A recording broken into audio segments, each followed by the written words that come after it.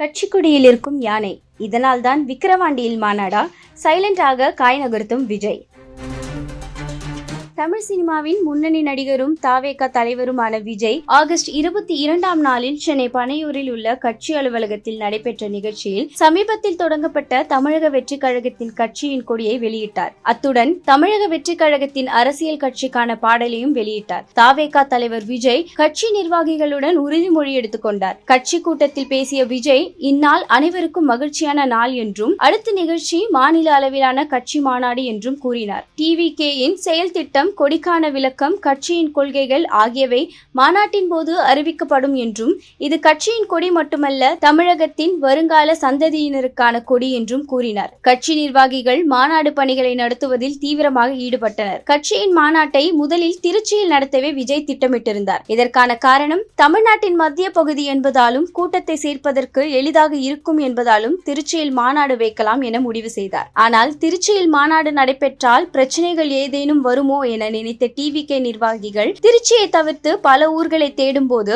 விக்கிரவாண்டியில் மாநாடு நடத்த இருப்பதாக டிவிகே தரப்பிலிருந்து கூறப்படுகிறது. வருகின்ற செப்டம்பர் 23ஆம் நாளன்று கட்சியின் மாநாடு நடத்த தமிழக வெற்றி கழகம் சார்பாக விழுப்புரம் மாவட்ட கண்காணிப்பாளர் அலுவலகத்தில் ஏடிஎஸ்பி திருமாலிடம் அனுமதி கேட்டு கடிதம் கொடுக்கப்பட்டுள்ளது. இப்படி இருக்க டிவிகே கொடி இந்திய தேசிய கொடி போல 3 வரிகளாக பிரிக்கப்பட்டுள்ளது. கொடிக்கு மேல் மற்றும் கீழ் இடங்களில் சிவப்பு நிறத்திலும் நடுவில் மஞ்சள் நிறத்திலும் இருக்கும். நடுவில் இருக்கும் மஞ்சள் வரியில் 2 யானைகளும் அதன் நடுவில் வாகை பூவும் இருக்கிறது. அந்த கொடியில் யானை சின்னம் இருப்பதால் பகுஜன் சமாஜ் கட்சியினர் விஜய் மேல் கடும் எதிர்ப்பு தெரிவித்து வந்தனர். அதற்கு டிவிகே தரப்பில் இருந்து எந்த பதிலும் வரவில்லை. அதனால் தமிழக பகுஜன் சமாஜ் கட்சியினர் விஜயின் கட்சி கொடிக்கு எதிராக தமிழக தலைமை தேர்தல் ஆணையத்தில் மனு கொடுத்திருக்கின்றனர்.